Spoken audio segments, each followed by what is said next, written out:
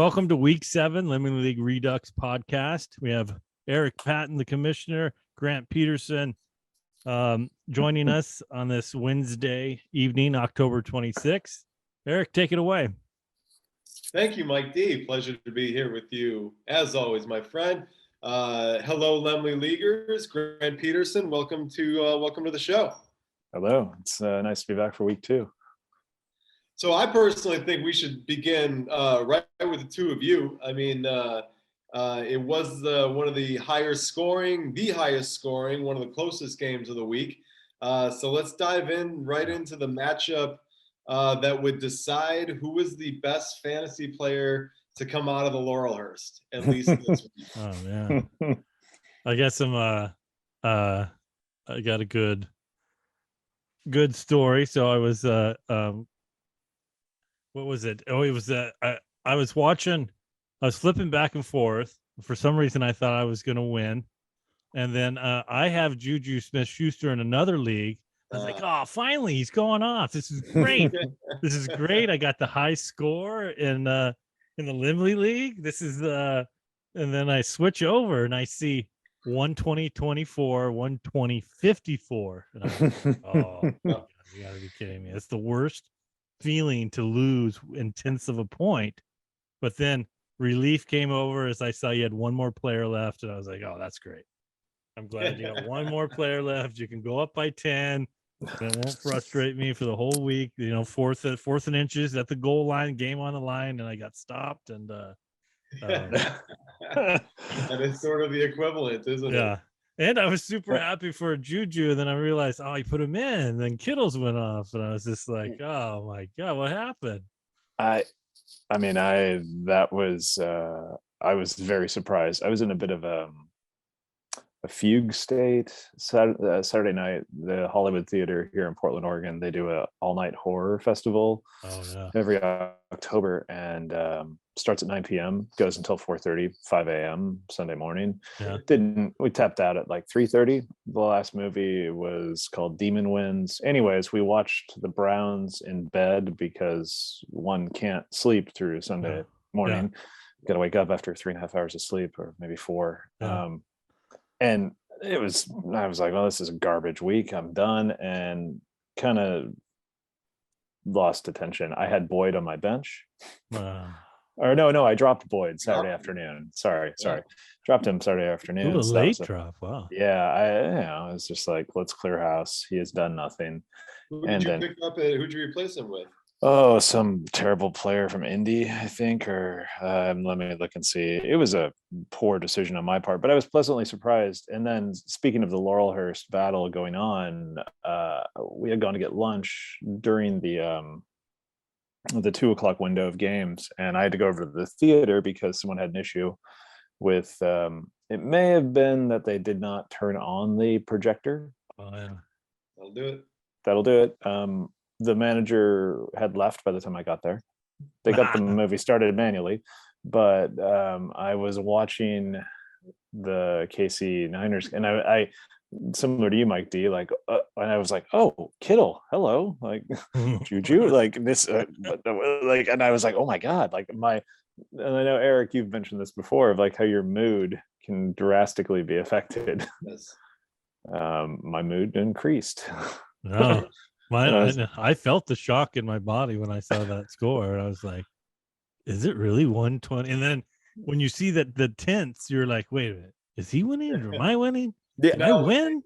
For anyone out there who doesn't know what Mike D is referring to, is that by the end of Sunday night, Grant and he were virtually tied, but Grant still had David Montgomery to go on Monday Night Football. And being that they were within tenths of a point, as close as it was, there was still the outside opportunity that maybe Montgomery fumbles and then gets hurt or something, and Grant loses a point, and then that's it. You know, it wasn't impossible for him to lose. It was exciting.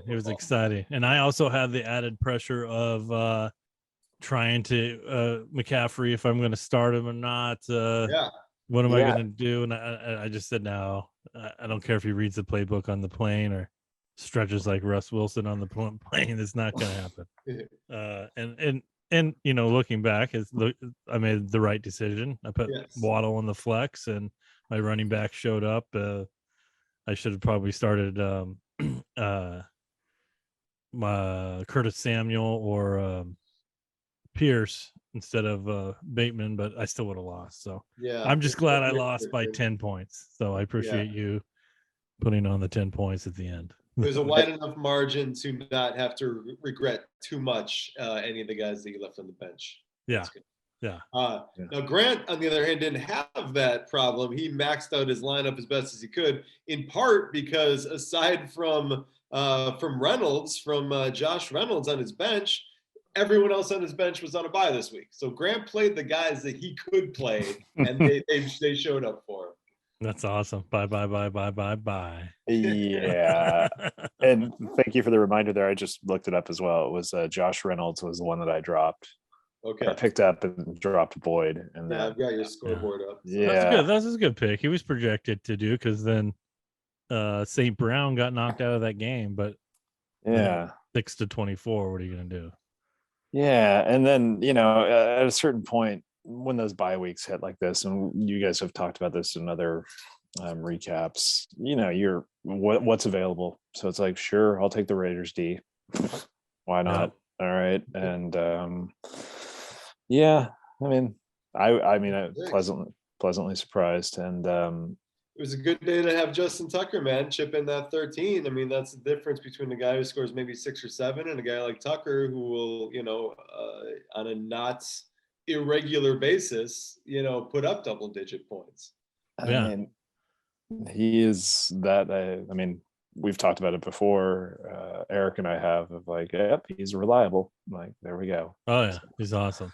And Suck Up gets his only and his team's only points, 3 points. So he did his job in fantasy and in real life. Right. It was Eckler, though. And man, Austin Eckler just continues to go off. This was the matchup between number 1 and number 2 running backs at the time. I think going into the week, at least Saquon was number 2. And it was definitely Eckler. I mean, Saquon had a good day, 110 yards, but didn't find the end zone.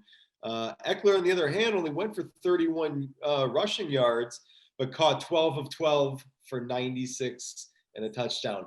You would kill to have a wide receiver with those kind of numbers. Yeah. I mean, he's getting it from your running back. And I mean, they played from behind. Mike Williams went down. It was awful. I can't believe that they go from and we'll talk about this later when we come across the Colts, but to be the expectations in the beginning of the year to win it all, and then Herbert's gonna go to that next level. And I mean, he's doing fine. I just maybe there's going to be, I think, a lot of coaching changes at the end of the year. If not by Sunday morning at 6 a.m. Yeah. He's it's a tough beginning of the year for the Chargers, man. The kid cracks his ribs in the open game, loses his number 1 receiver. I think that was all week 1, wasn't it? It was early. Keenan Allen only played a couple series, and then he played a little bit in week 7. That's it.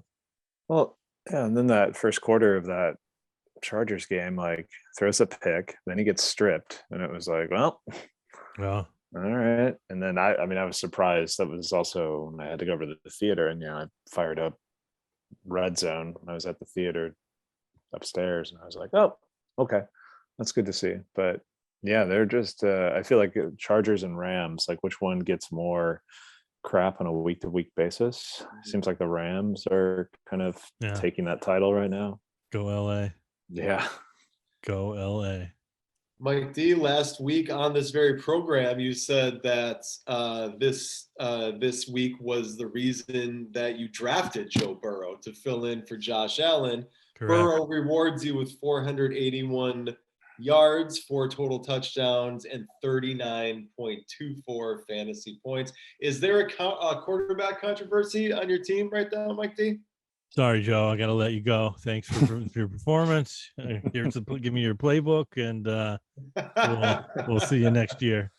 This is a scene on Hard Knocks where Mike D calls Joe Burrow into the.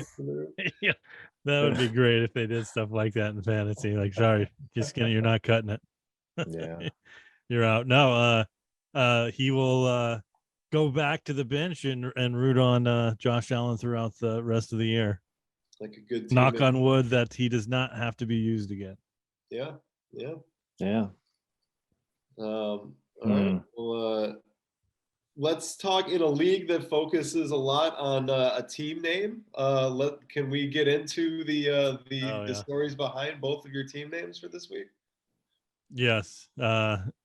My name is Mario, is the manager at the Laurelhurst, and we serve a lot of pizza. So Mario Slice and Beulah Land is a bar down the street where we all used to go after work and drink and be merry until the wee hours of the evening. Indeed. Chopsticks Express 2, the Stargate Lounge, used to be a karaoke bar and dive bar in the adjacent parking lot from the Laurelhurst. There used to be a bank next to it, like a mortgage bank, that got demoed and turned into a 4-story SimCity style apartment building like in the last 5 years. And then they kicked Chopsticks out, and Chopsticks moved over to Sandy up like maybe 10 blocks. But Chopsticks was a karaoke hub on the east side, and there was always cars getting broken into, vomit. What I thought when I first saw it. So if you worked at the Laurelhurst and you had the Sunday morning shift, you would always see Chopsticks patrons puke yes on the street or in the parking lot. Right when I saw that image went right to my head, walking down the street and seeing someone having some great Chinese food and karaoke. While I like to think that it was never any of my own vomit that either of you saw on a Sunday morning, I myself was known to show up at Chopsticks a time or two and perhaps even sing a song. I had a group of friends, and they love to go there. And I don't know if you guys are familiar, if you remember the row of hedges that were out front, they would get drunk and dive headfirst into them. They were a good group of girls. I had a lot of fun with them. One other thing about that parking lot, the owner, who you can kind of see his face in the image that I found online, he would watch. They had a tow truck that Fridays and Saturday nights that would watch people park in their lot and walk to the theater or other places, and they would immediately tow vehicles. Yeah. So we would get people that would come to see a movie, 7 o'clock set, go back to their car, and there's another lot in between this trolley building and the theater, and Chopsticks is on the far end. People would be like, my car was stolen, it was parked right there. And it's like, did you park in Chopsticks? And then there's that the realization is occurring as they're looking at you, but they won't fully admit it, and then they know that they have. But he had like just on-call tow trucks, and he had no patience for people that when there were signs in front of every parking spot. Yeah. And I mean, hell of a way to make some extra money. Yeah. Chopsticks. The tow jockeys loved them. Yeah. Well, so that is the battle. The first round in the Battle of Laurelhurst goes to Grant Peterson. Congratulations! Thank you. I will make the thumbnail of this podcast, the Laurelhurst Theater with week 7 recap. I've gone through and redone some of them. I'm going through all the Laemmle theaters and getting the outside marquee and putting the episodes that are adjacent. Very cool. Oh, nice. I love it. Yeah. A couple of them are up now, but I'll finish it later tonight. Very cool.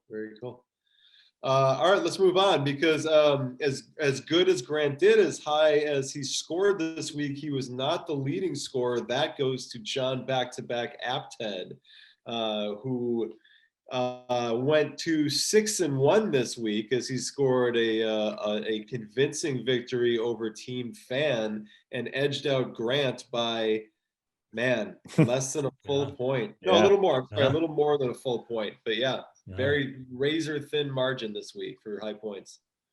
Yeah, I was hoping. I was like, give it to Montgomery, and I'm like, oh wait, they already put him on the bench. during that fourth. Like, Yeah. An like, no, no, no. unlikely They diced blowout. it, Yeah. Evan, huh? A Okay. Bears Yeah. blowout. Yeah. Yeah. While they were preparing to celebrate Belichick Just another Bears surpassing blowout. Hallis. Yeah.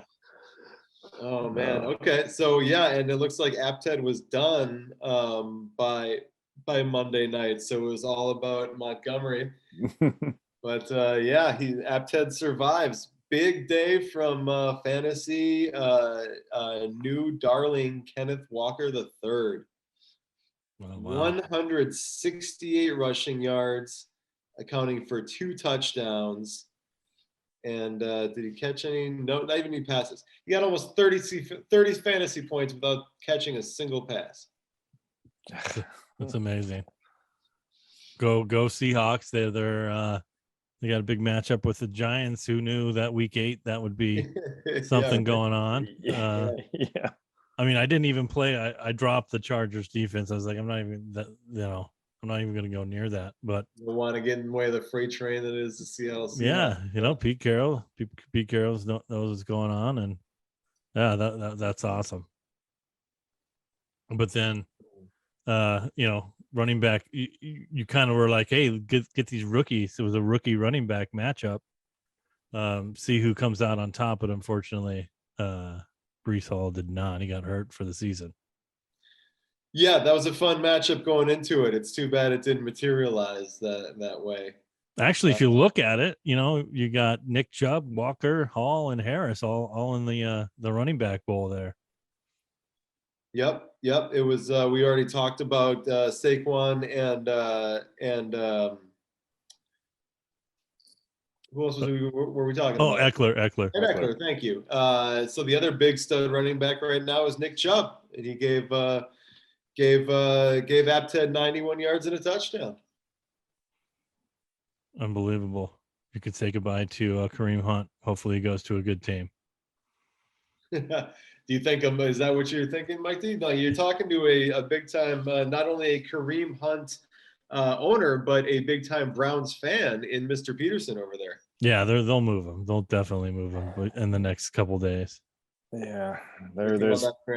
I mean, there's been, I poke around on the Browns and NFL subreddit, and it's like whether it's Mary Kay Cabot out of Cleveland, who's like the lead beat reporter. Love Mary Kay. Yeah, she's great, but when she gets scooped on something, she is not happy. But I mean, it does sound like he was brought in after Casey had to drop him, and they had to sit him for what was like 6 or 11 weeks, I think. I can't remember right now. He was working out all right, but it's just like Chubb, like we talked about last week. It's like the way Reed can mix it up. It seems like the reliance on Chubb is so heavy, and you got Njoku in there sometimes as well. But Hunt, it's a little different than Chubb, but they just don't. I think it's also a financial thing too, so they don't have to pay him and get a 4th round pick. Deaners Johnson, he's good. He's a good running back too. You don't have to pay him that much money. I mean, didn't Hunt make it known right before the season that he wanted out? Yeah, he asked to be traded. Yeah, because he knows that they're not going to give him that kind of money. They spent all their money on Deshaun Watson, guaranteed. But it should. I'm a big Kareem Hunt fan, and for some reason I just didn't like the Chubb Hunt committee. I feel like Hunt would be so much, not just for fantasy, but he'd be so much more fun to watch if he was the quote unquote workhorse, or 80-90% of the snaps, which he could be on probably a third of the teams in the league. He'd be the best running back on a lot of teams in this league right now. Yeah. Look for him to be on the Rams, maybe. I was just gonna say, the Rams would like to have Kareem Hunt right now. Yeah. I could see that happening. Oh wait, has Odell talked to anyone, or is his father doing the socials right now for him? No, he's he did say that it was supposed to be next or 2 weeks from now, but he pushed it back to December. He's going to play in December, not November. So it's probably going to be the Rams, I think, someone, or will the Rams still be in contention in December? He's going to want to go to a contender, right? He wants that ring. True. It's true. Maybe it's going to be Casey. Maybe it's going to be Casey or the Bills. You're definitely not the Packers, not not Tampa Bay, not you Not probably Tampa Bay?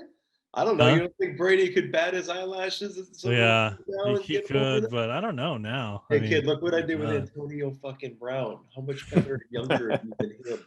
Yeah, Here, I mean, have I an would take avocado Antonio milkshake. Brown. I would take Antonio Brown. Come stay in my guest house, and I'll make you avocado milkshakes. Giselle's not even around, man. We can have the whole place to ourselves. That's right. That's right. He's single now. He's single. Oh man. But So anyway, back to the game. DJ Moore had a nice game. yeah, That's something that you don't get to say every week. 7 catches for 69 and a touch. go PJ Not Walker. Mm. The PJ Walker era has begun and is off to a good start. Travis Kelce does, basically his floor. I mean, 6 catches and 98 for 12.8 fantasy points. That's pretty standard stuff for TK. Other side of the ball, it was a struggle for Chris, man. I've said it before and I'll say it again. I cannot wait to see the Arizona Cardinals in the midseason hard knocks. Man. With everything that's unfolding around Kyler Murray. They won. I mean, look, they won the game. Just but- fucking relax. Just fucking relax. Is that who was saying? Was Kyler Yeah, saying? that was Kyler saying to his head coach.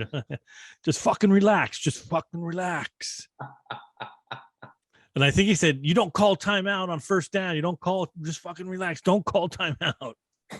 Fantastic. I love that so much. But yeah, so I mean, they won the game. You got to be a little underwhelmed with the fantasy performance from him so far this season. Not exactly setting the world on fire. And they did win that game, but if you take a closer look at that game, it was those 2 pick sixes that weren't Andy Dalton's fault. That one was tipped and the other one was tipped too. So take away those 2 pick sixes, they're not winning that game. Yeah, there was sort of a landslide right before the end of the first half there, where the Saints just gave it away twice in a row. Yeah, it was pretty bad. Callaway tip off of his fingers, and then the other one was it was a bad throw, but also, I thought Dalton played well. Now, Grant, after you and Sarah watched the Browns game, is it back to sleep at that point, or are you awake and watching the rest of the games?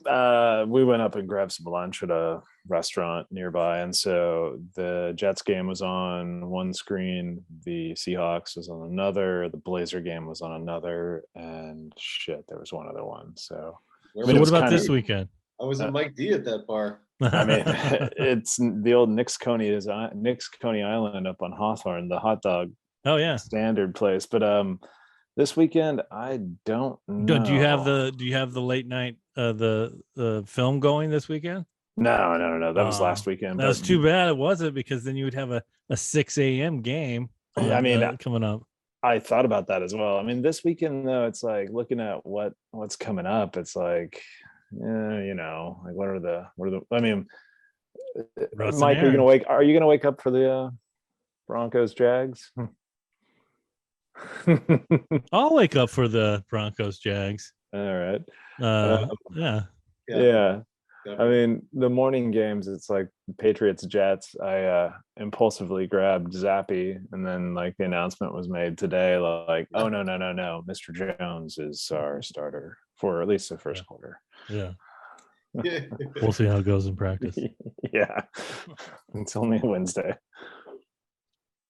So Chris got a little bit from T. Higgins, chipping in 5 catches for 93 yards. But if you didn't go to college with Joey B, even on a day when he throws for almost 500 yards, T. Higgins could only break off 93. I think the rest all went to Jamar. Yeah, and Boyd. Yeah, and Boyd. Tyler, have a nice day too. Yeah, great day. Okay. Mixon, Boyd, and but then again, he got the -2. Not that it affected the outcome, but -2 in the defense. Yeah, never gonna help you there. No. I gotta say, sorry, real quick. Like, when I was looking at other teams, and I was like, wait, Bill Maher's a kicker? It's like, wait, what is this? And they're like, oh wait, of course not. But Yeah, was that the no Brett the Maher. on Brett the Maher. Manning cast? They had that Bill Burr was a guest, and they had that guy Yeah, on that the was good. Texans. Is it true that you play for the Texans? And his answer was awesome. I cannot confirm or deny that I am that person. Yeah, that was great. It's you got to be fun to follow Barack Obama on Monday Night Football. Yeah, Talking about Barack Obama, and now here's Bill Burr. that was a good I didn't- one. Vince Vaughn at the end. Vince Vaughn. That was tough though. Vince was a struggle. Yeah. Like that didn't go well with Vince. Come on, baby. What are you talking about, baby? What do you think about those So- analytics, baby? Someone was angry that he kept calling it Soldiers Field. Soldiers, I noticed that too. Yeah, like it's it might have been on PTI. Hey, it's Soldiers Field. What do you know? Omaha. Yeah. Like someone just gave him that shirt before he jumped on. Like, I'm sure he's a fan. I know he's a sports fan. He's a Chicago guy. So Yeah. It makes sense. But they kept being like, he'd be in the middle of a story, and like I remember at one point the Bears picked one off and were like taking it to the house. Yeah. And Vince is like, yeah, and we were shooting Rudy, and at halftime, I had to go out there, and Peyton's like, oh, are you excited about this, Vince? Hey, Vince, look. Oh yeah, we got some defense going on there. It's like, what? I like that Peyton keeps like a ball that he like tosses up and holds on to. Like, I want to get in there. I want to play. Yeah. It's good stuff. So tough sledding this week for Team Fan. There are certainly better days ahead for Chris. He drops down to 3-4 with the loss this week as Apted goes up to 6-1. Nice. The red hot start continues for Apted. The only team to trip him up so far was my co-host Mike D. Love it. Mm-hmm. Let's move on to a matchup of a couple of Laemmle League Blue Bloods, and that's Country Roads Take Mahomes versus Team Parker. This is Mr. Parker squaring off against Treasurer Kleppinger. Two Laemmle League former champions, two teams that have been in since the very beginning. And this was a good matchup. Both teams over 100 points, but Parker takes it by 12 in the end. Gino versus Patrick. A battle for the ages. Yeah. It's funny. You can't really say, Gino's balling, so you can't really say that, oh, Geno Smith, but yeah, he's got it figured out. But 37-23, you can just relax and give the ball to Kenny Walker now. The number 7 quarterback in our fantasy football league, Geno Smith. Yeah. And now he has Parker has ETN. He's probably nothing's going to change there. I think that stock's going to rise, obviously, now with James Robinson on time. But I got to tell you, man, I watch ETN and he just looks slight. Like he's just not, he looks thin to me. And I don't know if that's just my own thing, but he fumbles a little bit, but he just doesn't look like a big dude. And he's not, he's fast and can hit I think he's just hitting the holes. And I think he had the foot thing, that's very popular now with the football players, the lace. Liz Frank. Yeah. There's like 3 grades of the Liz Frank. And I think he had grade 2. So it took him a while to get back to normal. Like Rashard Bateman has a grade 1, which is 3 to 6 weeks. Grade 3, your career could be in jeopardy. But he's come back, and apparently enough so to say, hey, Jermichael Hasty will be your backup, and go to it. This is your guy. Yeah, we're gonna feed you. Speaking of being fed, Aaron Jones got up to 24 fantasy points despite having only 23 real-life rushing yards because not unlike Austin Eckler, he is the number 1 featured receiver in his offense. And he caught 9 of 10 passes for 53 yards and 2 touchdowns. Yeah. I'm just going to throw to Aaron Rodgers says I'm just going to throw to my running back. I don't like you guys. He doesn't trust the Yeah, rest of them. I don't want to talk to you guys. You guys aren't my. Yeah, Maybe you guys aren't Aaron's being the only one nice. who will do ayahuasca with him. Yeah. I would love to be a teammate of Aaron Rodgers, be a young kid. If you were, do you not just maybe like find some mushrooms or something? Like start low. Don't go all the way to to the Peruvian psychedelics at first. But do you maybe just be like, hey man, on the bye week, do you want to maybe like take a couple capsules, microdose a little bit, just I would put do our opposite. thumbs up and talk. I mean, like, hey, you won one Super Bowl. Matt Hasselbeck did too. So did Joe Flacco. So Yeah, and Well, how has it been 12 years since the Super? No, it's been a while. 05, I want to say. 05, yeah. Is that right? Yeah, he's back-to-back MVP, but Yeah, but it's like you won a Super Bowl. Congratulations. That was 05 is not right. Yeah. Definitely like 09 probably. Yeah. Yeah. I mean, he does obviously miss Adams. I mean, some of those throws that he's thrown out there, they should catch. I did see on the Manning cast, they're great about pointing out behavior or routes that if like Mooney, Darnell Mooney for the Bears, can he kind of explain, like, if he just would have came down the line, he would have caught that ball. So some of the receivers, younger receivers, aren't quite running routes like a veteran would run, and Right. where you can't even, you could do a no look pass and throw the ball, that they're going to be there. So it must be tough to have a whole new, but that's crazy that they wouldn't draft or go after a receiver, or I don't know why they don't like receivers when they have Aaron Rodgers. Well, I guess maybe the thought is that he turned Jordy Nelson into a star. He turned, Randall True. Cobb into a star. I mean, True. Devontae Adams is sort of, probably one of the more herald prospects that he got. But, so maybe that's the idea. You put a lot of draft capital into the line or into your defense, and then rely on Aaron to turn these guys into stars. True. Yeah, I agree with that. But I'm trying to think besides Adams, who's Adams and Nelson. Well, early on, he had what's his name? They had a great connection. Jennings. Oh yeah, Roger Jennings had a great connection. I think he's on the NFL. There's no one on the NFL Network that was there too. Yeah. So their Super Bowl was 2010, so 12 years. But 12? math was wrong on my part. 12 years, yeah.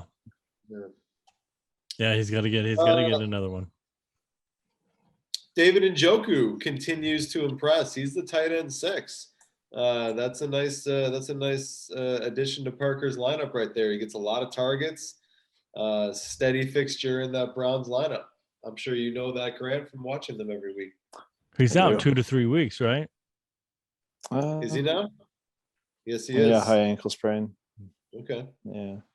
That was late in the game. Yeah, he was coming on too. Mm-hmm. 7 for 71.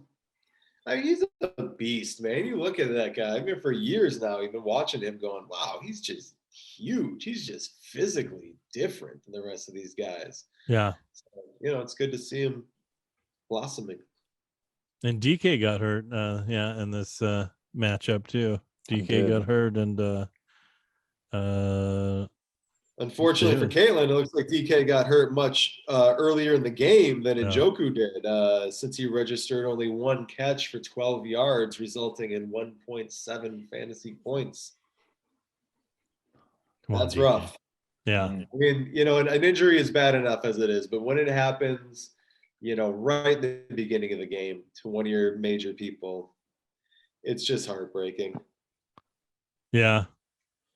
And then you have Keenan Allen on the bench only getting 2.1. So yeah, I guess they're going to ease him back into it, perhaps. I don't know. Well, they got a bye. I think they have a bye week, right? So, Grant, you have to pick up a quarterback, correct? No, I've got this week. Mr. Cousins is reactivated, so You like that? I think I could. Like that, maybe? My You like that? Yeah, we'll see. I mean, he's like, here's your base 14 to 16. Yeah, You could do worse than that. yeah. I mean, I could You try can and go start again. Zappy. Yeah, or Good. get the Colts guy, because apparently Matt Ryan doesn't. He's done. He's done for his life, his career. Yeah, Jim Irsay has opinions that the coaching staff And kickers and quarterbacks and guitars. and the Wilson beach ball from Castaway. It was weird because I was like, that's Blankenship. He's kicking for the Cardinals. He only missed a couple extra points and field goals, and then he was like, "Oh, they cut him," and I'm like, "What?" Yeah. Okay. Jim Irsay's going. I don't even know if Jerry Jones maybe, or who else in the NFL is more of a. I think it's just Jerry Jones. Yeah. There's not too many owners that do stuff like that, but just got a little juice. I was surprised, though. I was very surprised when I heard that news. So on the other side of the ball, Treasurer Kleppinger was struggling with the running backs. Had to start Rex Burkhead. There may be a little light at the end of the tunnel, though, for Caitlin, as she has recently acquired Eno Benjamin from Justin in exchange for Dak Prescott. What do we think of that? That's trade? right. Yeah, that's right. That was good. Excellent trade, predicting the future. Because I think that happened before he played, and I would do that in a heartbeat. I'm not a big Dak Prescott fan. I'm not a big Cowboys. I think the running joke is in fantasy that at least one per week, one Cowboy will get a zero, a donut, a nothing. This week was Gallup, and last week was like Schultz before. Yeah, sure.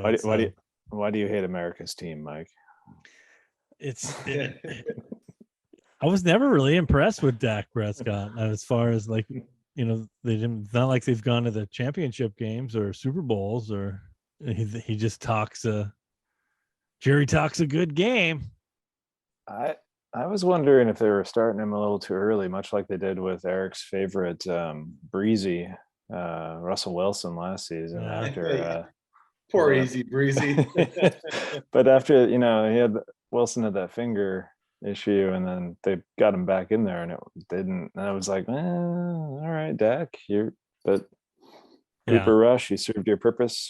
Go back. Well, you go up against Detroit, and my Hard Knocks hopes are being dashed, and unfortunately, I think it's going to all come crash down on Campbell. But Cowboy, how about them Cowboys? Well, with Mahomes in the saddle at QB, Caitlin certainly is going to need Dak. So it seems like a good trade for her.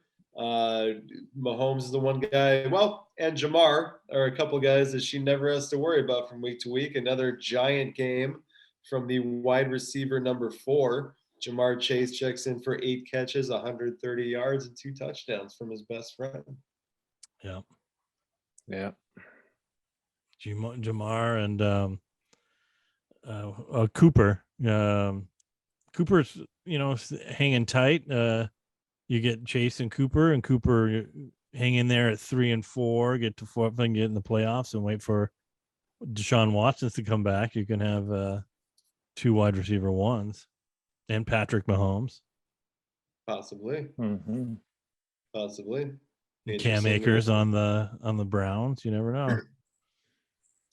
That's the thing, man. You never know. There's the seasons are divided into a few different parts, and when you surge at the right time, I think Caitlin could be a team to be feared in the future. Yeah, and it's always hard to see. So when was Cam Akers? I'll look it up later, but yeah, Cam Akers is going into the season.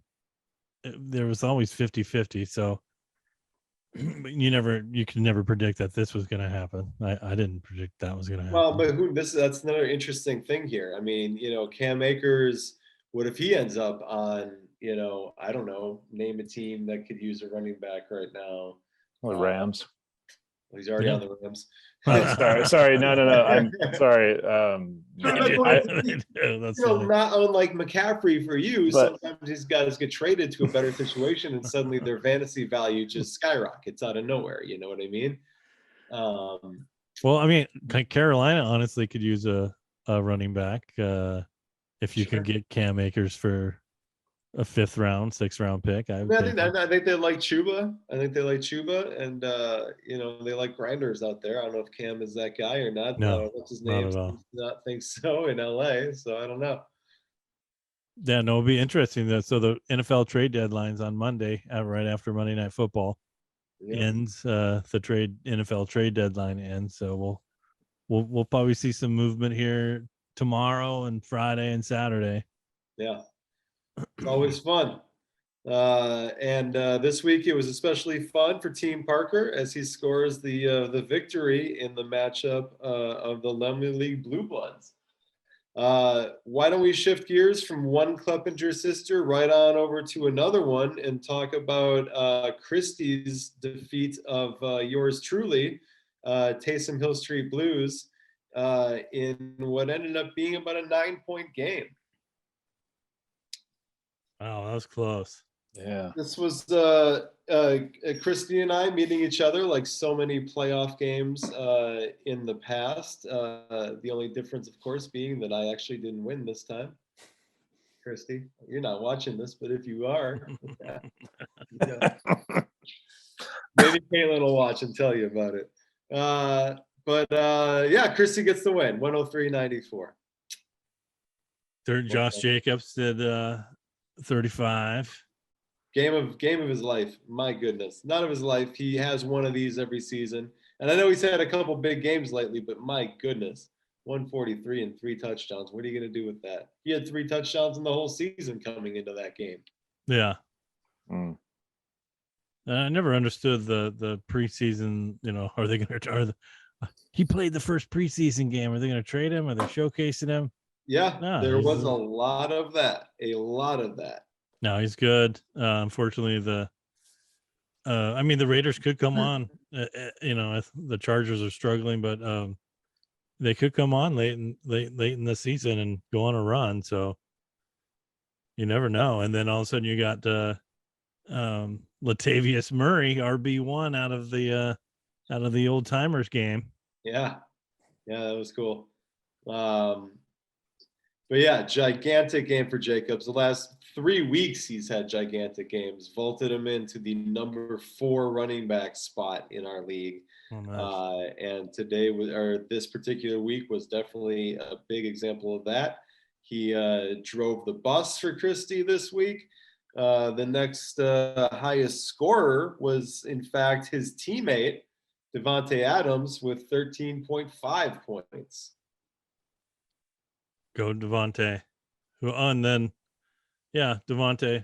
I think it was what was it, Hollins or what? Mac caught the big long bomb touchdown, but they won. They should win against Houston. So should. It's starting out a little slow, but they got it going. Yeah.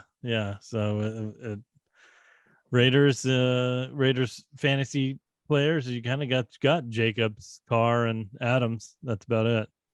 And Daniel Carlson, don't forget the number 1. Oh yeah, 3 Raiders in this game. Damn. That's how Christy rolls. I wonder if she paints her face in the silver and black and puts on shoulder pads.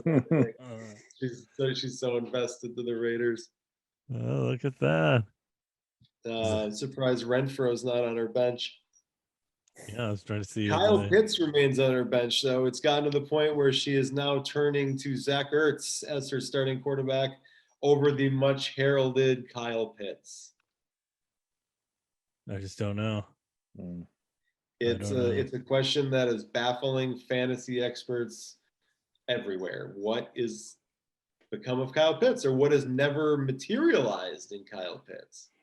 Yeah, it's I think it was a couple of weeks ago when PJ Walker was starting, and he said, I just got to get the ball to my playmakers, and everyone responded, unlike Arthur Miller of the Falcons. So he doesn't like to get the ball to any of his playmakers. That's crazy. You got to run.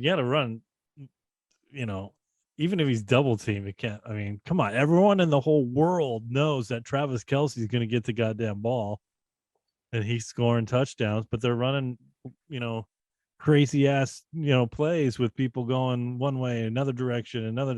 But Yep. And they got Mahomes slinging it, and those are the things you can do, I guess, when Derek Carr is not your quarterback and Josh McDaniels not your head coach. Go Oregon, go Mariota. But at the same time, I mean, the Raiders are putting up a ton of points, so we're not. We have no basis on which to bash them offensively. True, and the Falcons have been starting off slow, and then they come back towards the end of the game. So something needs to be fixed, but they're always in it. And Cordell Patterson's out, so yeah, it was good. Yep, and then so on the other side of the ball, I got the rarest of rare, 0.4 from Mark Andrews. 0 catches for 0 yards. He ran the ball for 4 yards at one point, and that was his day.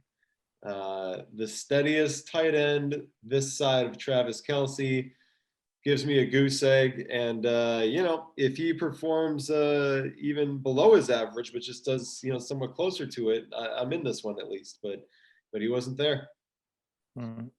Frustrating. Most frustrating, I think, quarterback in fantasy football. I have been all in on Lamar in my other league, my dynasty league, and it gives me anxiety. It gives me stress watching him play.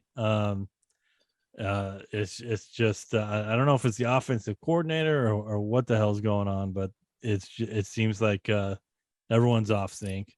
And when you see Mark Andrews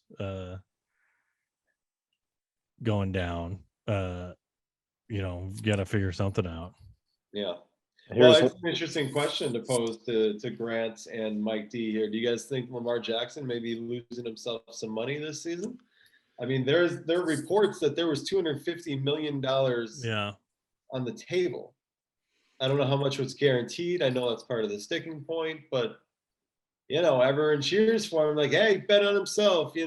Aaron Judge did that, and he just hit 62 home runs. Let's see what Lamar's going to do. And it's like, well, hasn't really been that way. Although the one fact that I did from the Post-it note that I mentioned earlier, so he's had 510 running yards, Lamar has, for this season. Tampa Bay, their offensive running for the season is around 450, 455. Nice. And that's going into tomorrow. I mean, but I do wonder where it's like you watch him like this last weekend. It's like he's good, but then so my thing with him is you're right. He's good. But sometimes I think in his mind he is invincible, and he can just wander around and throw the ball, hold the ball with one hand, and he can make magic happen. And I think he's slowing down just a little bit. He's been in the league. People know what he's going to do. That part should be on the offensive coordinator. I blame the offensive coordinator. You got to come up with better plays. Let him, get outside the pocket. It's almost like they're doing the same offense they did when he won the MVP. And to me, it's that, you do the sneak. It's like watching the Oregon State Beavers for the early part of the 80s, where it was the run pass option. You knew who was either the running back or the quarterback's going to take the ball. And then I was like, okay, we've seen that before. Have him drop, get out of the pocket and throw the ball and throw it downfield. And if he's not there, he's just back there too long. I got a good question for you. Since you picked up Tua and played him, did you have any trepidation about starting him, thinking he might be rusty? No, none. In fact, like I have a complete lack of trepidation when it comes to starting guys who are coming out of concussion. Like sometimes if a guy's coming off a hamstring or a knee, you're like, okay, what's he going to be like? Is he going to be like whatever? But for me, maybe this is wrong, but for me, I'm thinking like, okay, the issues with the concussion, and this isn't funny, I shouldn't laugh, but the issues with the concussion are going to come for these guys later in life. I don't think it's going to affect them the week they come back from being injured. And especially with what they asked Tua to do in that offense. Obviously, I don't mean to downplay his importance in it. You know, that's all they kept talking about during the game was like, obviously, look how this offense moves with him in it. It's such a difference. But you know, we're talking about for the most part a lot of short passes and crossing routes and just getting the ball in the hands of Hill and Waddle and let them run loose. Yeah. You know, and he started out that first drive. I mean, he hit like 5 or 6 passes and threw a touchdown. So it was like, all right, here we go. We know what this offense is capable of. So yeah, I was just trying to plug into that offense, and no, I didn't have any hesitance. Did you have choices? What were in your head? I mean, could have always plucked someone else off the waiver wire, but he had a juicy matchup. Yeah, he was who I plucked off the waiver wire. I had someone else. I don't remember who. No, maybe I didn't. Yeah, but I acquired him off the wire with the intention of starting him this week. Okay. Yeah, I had no problem starting. 15. Not bad. Yeah, that surprised me as well. I was like, oh. What's that? That I started him? No, that you started him, but then also, I guess his performance. I think like that sort of what he went through and just the overall response. But then like he wants to get back out there. The team wants to show that he is capable as well. The staff, it's like, no, we're not. Yeah. And also like Pittsburgh has been fascinating to watch for where they're at right now. So I was actually expecting a little bit more of a scrappier, maybe. I don't know. Tomlin had some interesting comments over the last week or two that I was like, I always like hearing him. It's just like he's fun. But yeah, he's good. But yeah, no, Tua, I was surprised as well when I saw you had him. I was like, oh, all right. Yeah, I mean, I picked him up, I think a week or two before he was going to start, anticipating that I would want him in that game. Suicide Squad. There you go. I'm probably going to start him again this week. He's got Detroit. I mean, who doesn't want to start the quarterback playing against the Detroit Lions, man? I mean, it's Goff, so. And then Williams, I think uncharacteristically had a bad game. He's usually pretty solid. He was, but you're going up against that Dallas defense, and that was tough because all week they were talking. DeAndre was practicing again, and it was like, it looks like this is his week to return, and this is going to be his week to return, and and I just remember thinking like, I don't really want to start either of these guys, to be honest with you, because that Dallas defense is fantastic. And here's a great example of what you asked about Tua. Someone like DeAndre, yeah, I'm definitely more leery about starting a running back coming off of a shoulder injury than I am a quarterback coming off of a concussion. And then you get the news that Clyde Edwards-Helaire is going to not start, and they're going to start the rookie. So that's and Clyde's been on my bench for a few weeks now. Okay. Anyway, I think I considered Pollard. No, Wilson. That was the thing, and Wilson. And it was like, well, they just acquired Christian, and it's like, oh, they're not gonna start McCaffrey, are they? And then you start to hear about how they got a red zone package for Christian and this and that, and you're like, all right, Shanahan may still be holding a grudge against Jeff Wilson for fumbling last week. So, so I didn't want to start him either. So it just came down to Jay Will. Look, he had 79 yards. He didn't get in the end zone and he fumbled. Yeah, he fumbled right there. Yeah. But he's he's a solid dude. I just hope that I can get DeAndre back, man. My first round draft pick in 2 separate leagues. He looks like gangbusters when he's out there, and haven't had him for 7 weeks now. I mean, if you look at this game, your matchup, you know, Mark Andrews plays the way Mark Andrews always plays, you win. Yeah, but that's what are you gonna do? That's how it goes. I was stoked to get that. Chris Olave was one of those. Well, he's on the bubble, but you know what? He's playing Thursday night. I want a reason to care about that game, so he gets to start, and he rewarded me with 7 catches and 106 yards. I like that kid. I like Olave. I mean, yeah, I'm all in on Olave, with or with whoever's the quarterback. Yeah, but if it's Jameis, I like him a lot more. I'll tell you that much, because you know Jameis is going to chuck it. You know, and Yeah. Dalton will be a little more cautious, but Jameis don't care, man. Jameis is putting it in the air. So Christy gets the victory. Congratulations to you, Christy. 103-94. And all I can say is that I will see you in the playoffs, and I hope to get a measure of revenge at that time. Let's wrap it up with our final matchup of the week, featuring Team Jones against Justin's team. I don't know what he was named at the time, but right now he's going with the Empire Mike's Back. I'm going to say that's not my favorite effort that Justin has come up with. Anyone who knows me well enough knows that I'm no fan of the Unholy Trilogy of films, but I don't know. Whatever. I'm not going to criticize it, Justin. Let's wish you the best.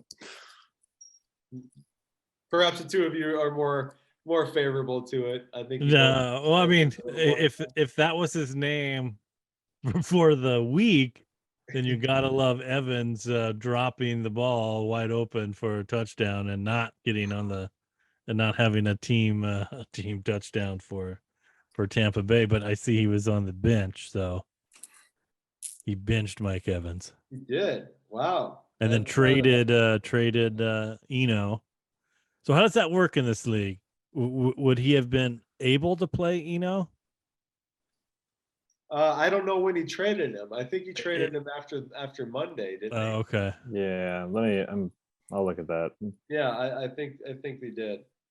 As far as how quickly do the trades process, I'm not exactly sure, to be honest with you. I suppose I should know that sort of thing.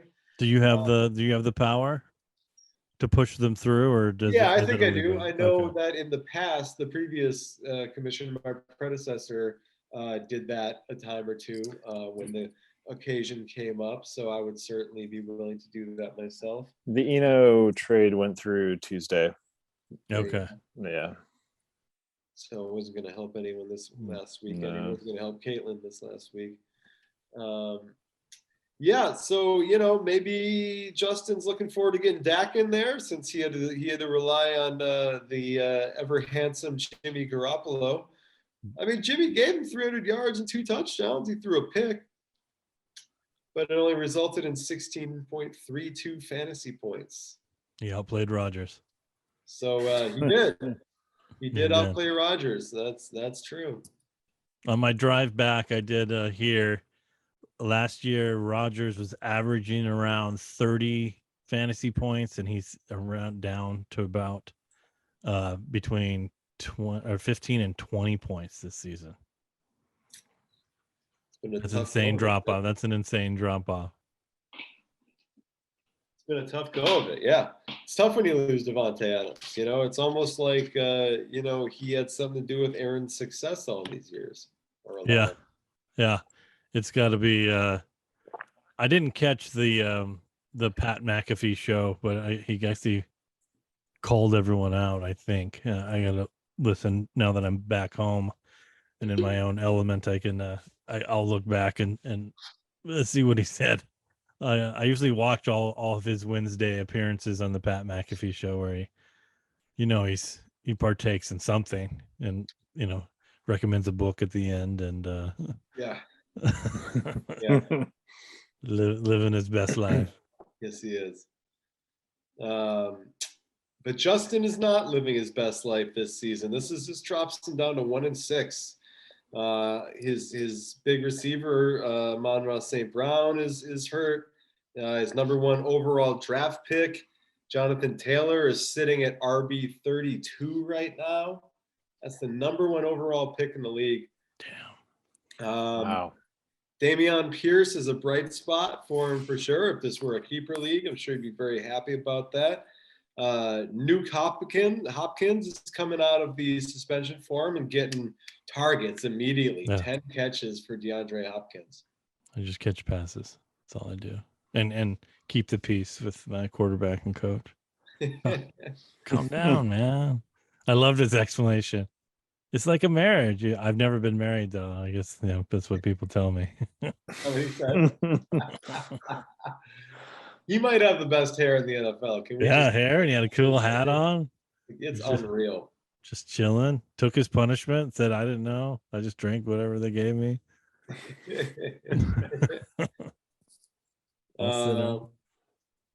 Yeah, CeeDee Lamb, not a big game from him, 4 for 70.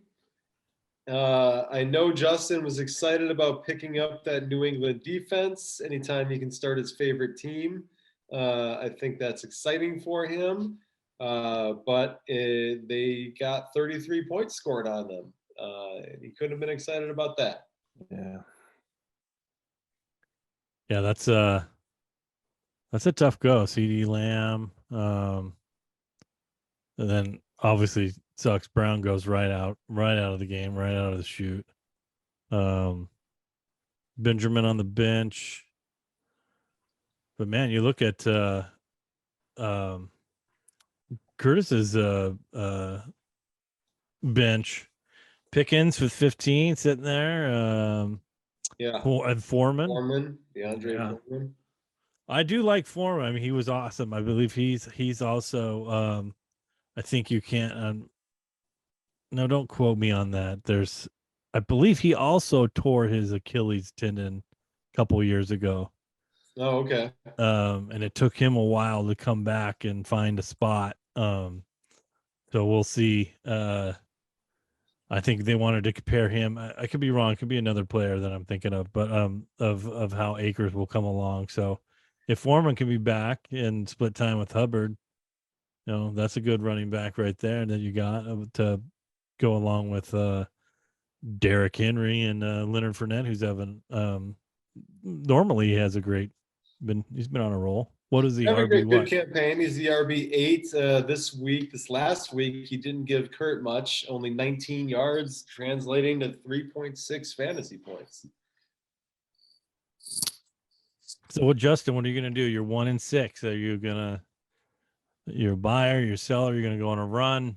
Well, he's a buyer. We know that, right? He just bought back Dakota Prescott, but of course he sold Benjamin. So I guess we'll see how that turns out for him. But I don't know. What do you guys do in this situation? See, this is the interesting thing about a redraft league, that it's not like you can build for the future. If this were a keeper league, you could be, trading draft picks next season or doing something to acquire to work on the next year. But in a redraft league, you got what you got. So you just gotta try to make the best of it, right?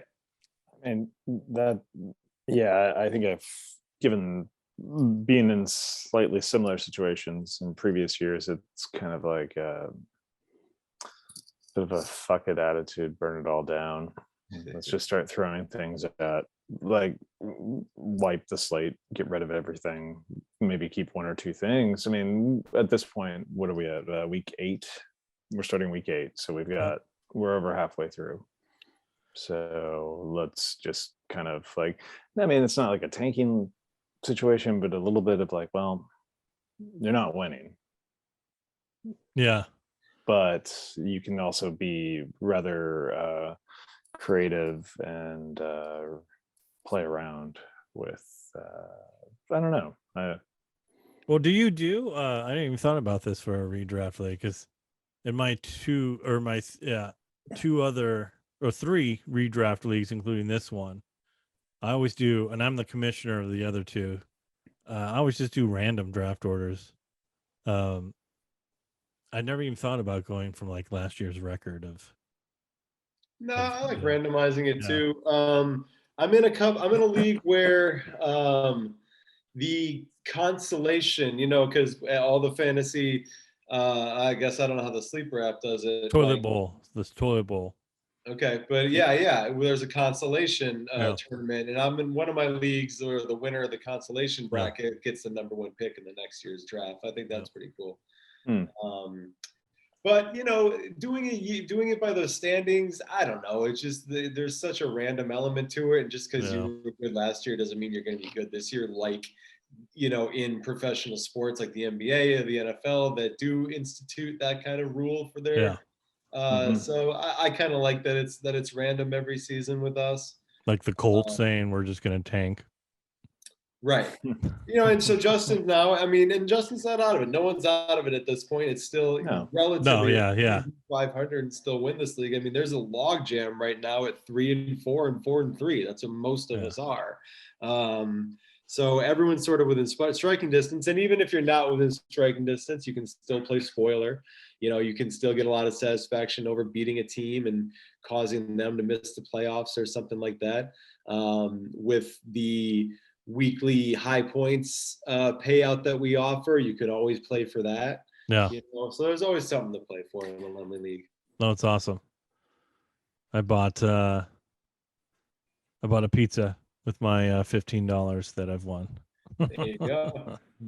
Nice. No, I'm looking at the stats right now. So yeah, no one's out. There's 3-4, 3-4, 3-4, 3-4, and 3-4. Everyone's 3-4, man. We're all just kind of hanging out. We'll see what happens here coming up. But before we get away to that real quick, I don't want to just curse the darkness that is Justin's team. I do want to celebrate Curtis, and he did get a big day from Derrick Henry. The King gave him 128 yards, 15 fantasy points. Scary Terry, appropriate that he would start to come on and have big games around Halloween. He got 15.8 points. It was a good day for Jateem Jones. It was a solid performance. Yeah, it's tough. It's tough when you. I guess it's not tough. It's good when you win. When you're starting quarterback, it's a 15-7-6. But yeah, when you have Henry, you're going to put up points. Yeah. And sometimes it's just about having the foresight to play the right opponent that week that you're not going to score a ton of points. And that's what Team Jones did. They had the foresight to play a struggling team this week, and good for him. Yeah, and you got Terry McLaurin who loves Heineke. So, they got good chemistry. That's true. So that could be a big-time boost for him going forward.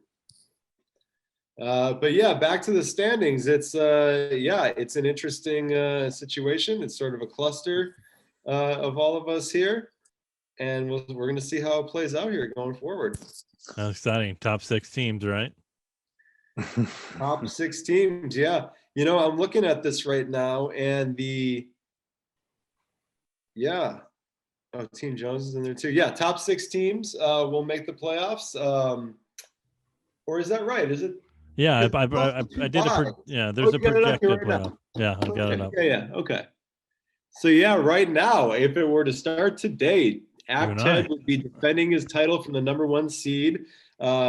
Christy, and this is not to shit on Christy. I love Christy and I respect her as an opponent, but only 721 points scored. The 4th lowest in the entire league, in the entire league. But Christy would be the number 2 seed if the playoffs started right now. Wow. That's awesome. I would be playing. A rematch of the Laurelhurst matchup would be in the first round. And as this sits, this would be the first time in my history of the Laemmle League that I did not make the playoffs. Oh. So I certainly hope something changes. Yeah. And I believe let's go to it right now before we week 8. To you and I. It's a matchup of the co-hosts. That's right. I'll come up with a Fairfax 3 okay. title. That's what we're gonna do. All right. Yeah. I'm into that. I'm definitely into that. We could use Fairfax. We could do Sunset 5. There was Santa Monica. We've fished a lot of the same holes, Mike. That's true. That's true. The projection world. That's true. Fairfax always the home. Well, Sunset 5, but home for me was always the. Me too. I mean, the Fairfax, 5 was obviously the flagship and all that, but Fairfax was kind of the home with Luis and Valentino and Damien and Lisa. That was just such a great crew. And I slept there a lot. Yeah, I did too. Although I slept at the Sunset a lot more than I did the Fairfax, but I still consider the Fairfax home, I suppose. I would just never leave the Sunset, but I had to live at the Fairfax for like a week. Oh, okay. Well, and but did Steven live there for like a considerable amount of time at one point? Always had to deal with a guy that lived up the upstairs. Yeah. And then or homeless people getting in, so I didn't really sleep that much. Yeah. On the other hand, I let homeless people sleep in there. Yeah. Yes. Just Mark. Oh man. It was fun times. So. Yeah, good times, man. Well, so yeah, it'll be an awkward podcast next week. Between. Oh, that's right. Yes. Yeah. I got a lot of strategy to think about. I got some players to pick up, and and I want to make sure that I get. I think I want to have somebody in every Thursday, Sunday, Monday. Yeah. Because that really killed me with Grant. Try to get that London game in there too. I mean, anytime it's a solo. Oh yeah, I have Kurt, Christian Kirk. So 6 a.m. Grant, how do you feel about your team going forward from this point on the rest of the season? I mean, I've been pleasantly surprised a few times this season and expecting, and I can't not look as Sunday is going on. It's just like, if you were to see app usage, I'm sure like fantasy dominates time management, but no, I'm kind of happy with it. I think it's also always that gamble of projections are one thing, instinct is another, and who are the opponents, multiple variables, but then going with the gut sometimes. And always, like I think I texted you, Patton, on Sunday at one point or another about dropping Boyd at 2 p.m. on Saturday because he had been sitting around on my bench and kind of going between my bench and lineup for the last 2 to 4 weeks, and it's like, fuck it, I'm done with you. And then of course it's just like, God damn it, into the Boyd. Such is the life of playing fantasy, whether it's football or other stuff, where it's like you can't predict the variables. I don't know. I mean, and also like back to being what was the other team? I can't remember his name right now. We were just talking about him being 1-6. I don't necessarily take that as being. I feel like there's a bit of liberation that comes with that too. Yes. Like okay, let's roll the dice. Let's try some things. Yeah. Sure. Like really play around. Yeah, all rookie team for sure. Yeah, or find a team of players where there's been no physical abuse to spouses or children. Or just go. I would go Seahawks, Chargers, Falcons players only. There you go. Yeah, that's it. And no kicker. Maybe not even play a kicker or defense. I like that kind of message. I like that. I mean, it also, I kind of wish I would have joined another rando ESPN league and just to kind of play around with ideas like this of like, okay, we're only going to go with players that have been in the league for more than 7 years. Yeah. Just box yourself in with some variables and play around and be like, hey, I won a random. Or come up with good fantasy ideas for start your own league that is kind of crazy like that. Like you have, you can only draft players that have been in the league for 7 years and start them. Yeah. I want to create a league where one of the roster spots is backup quarterback. Okay. Every week you have to start a backup quarterback, and if one of them gets in and throws a couple of touchdowns. But that's smart. That's a fun variable to restrict on. Like I like that. Yeah, there's so many fun ideas. There's there's like vampire leagues. There's the where you're eliminated each week, and then you have to get rid of your roster goes to free agency, and everyone can pick it up. Then you start over the next week. But Yeah. Really? I've yet to venture into that dynasties where I ventured into, but I have not ventured into other like crazy idea leagues. I would like to do a super flex with some different rules, some fun things to do to keep you a little bit more on your toes. One of my colleagues at work, he was surprised that we were allowed to have 2 QBs. And some of the leagues, he's like, no, you always have one. That's it. Yeah. He's like, I don't get that. That's Yeah. He was like, but that's all I've known. So it's like, oh, okay. Yeah, no, that's like I think a diehard fantasy rule of if you're not in a super flex, you should only have one quarterback, because this really doesn't, if you just have one quarterback, then you got 5 top quarterbacks that are gonna might as well not even carry another quarterback on your roster. Yeah. Do you even do that? What's that? You don't do that. You don't carry. Do you carry 2 quarterbacks? At times, not usually. Generally, I don't. But once in a while, if I'm anticipating a juicy matchup next week for someone, and I'll roster them for a week and for that sort of thing. I started doing it just out of like safety. Yeah. You never know. No, for sure. I mean, you guys mentioned the idea of leagues out there with weird rules and whatnot, and I like that you pull up some of these guys like, someone like Justin Jefferson is rostered in 99% of the leagues, and if you think about how many ESPN leagues there are out there, there's probably a few hundred leagues that like Justin Jefferson's not rostered, and you're like, well, why is that? And maybe there's some kind of weird league out there where you can't draft Vikings or something. It's crazy Packer fans or something. You know what I mean? So yeah, I think all that is out there, and it's interesting. Yeah, that's awesome. I like that QB backup idea. That's fun. Yeah, that's a good idea. Write that down. Yeah. We have it cemented in the podcast. So. Kelly Zappi would suddenly be incredibly valuable. You know what I mean? Guys like who are in these like timeshare kind of things, would be suddenly interesting to hold on to. Whether it's Zappy or Heineke, Yeah, or take Matt Ryan, whoever that guy is. Right. Yeah. Now Matt Ryan would be a very valuable backup quarterback to have. Yeah. Right? This kid comes out, you've got a legitimate quarterback there. Yeah, I know. That's a great idea. Colt McCoy's going to come in. Cooper Rush is going to come in at some point. And another perfect build off of this too is like, look at Geno Smith, 4 years, year-to-year contract with the Seahawks. Yep, that's true. Now he's the starter, but he chose to stay there for 4 years. Yeah, it was like Brian Hoyer. He's been there for like 20 years, 17 years. He's going to come in for a snap or two, but that's a great idea. Backup quarterback. That's all your quarterback points. Yeah. Right. Well, and I like that's interesting. No starting quarterback, just a backup. Just a backup. You could get a 0, or you can get like a 20.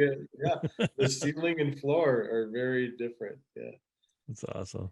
Yeah. All right. Well, gentlemen, this has been fun. Definitely. Grant Peterson, thank you so much for joining us again. It's a pleasure to have you always. No, this is fun. I enjoy it. It's like I didn't mind the late start. It's kind of a good little break.